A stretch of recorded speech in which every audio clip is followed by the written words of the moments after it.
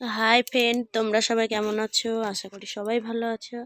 আজকে আমি তোমাদের কাছে নিয়ে চলে এসেছি তিতো করলার তেল ঝাল রেসিপি। তোমরা সবাই দেখতে থাকো, চলো তবে শুরু করা যাক। দেখো, আমি করলাগুলোকে কেটে নিয়েছি কুচি কুচি করে। পরিমাণ মতো লবণ হলুদ দিয়ে মাখিয়ে 15 থেকে 20 মিনিট রেখে দেব, যাতে করলার থেকে জলগুলো বের হয়ে আসে। দেখো, আমার 15 থেকে 20 মিনিট রেখে দেখো কতটা জল ছেড়েছে।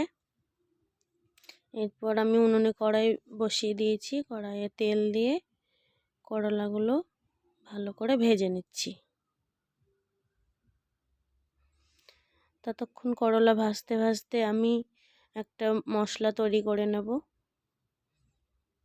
দেখো, মশলাতে নিয়েছি সাদা সর্ষে, কাঁচা লঙ্কা বেটে নিয়েছি।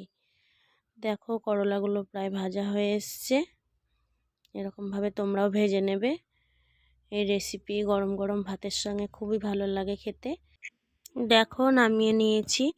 ওই কড়াইয়ে আমি অল্প একটু সর্ষের তেল দিয়ে একটা শুকনো লঙ্কা, অল্প একটু কালো জিরে দিয়ে ভালো করে নাড়াচাড়া করে বেটে রাখা মশলা দিয়ে মশলার অল্প একটু জল দিয়ে ভালো করে কষিয়ে নিচ্ছি।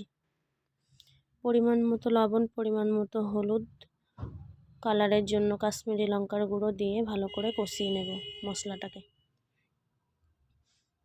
দেখো, মশলাটা প্রায় কষানো হয়ে এসছে, তেল ছেড়ে এসছে। স্বাদ মতো চিনি দেব, দিয়ে নাড়াচাড়া করে ভেজে রাখা করলা দিয়ে দিলাম। ভালো করে নাড়াচাড়া করে নিচ্ছি।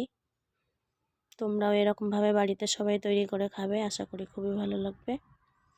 দেখো, নাড়াচাড়া করে নামিয়ে নিয়েছি, হয়ে এসছে, নামিয়ে নিলাম। ভালো লাগলে অবশ্যই আমার চ্যানেলটিকে সাবস্ক্রাইব করে লাইক শেয়ার কমেন্ট করে আমার পাশে থাকবে। তোমরা সবাই ভালো থেকো, সুস্থ থেকো। আমি আবার চলে আসবো পরের ভিডিও নিয়ে।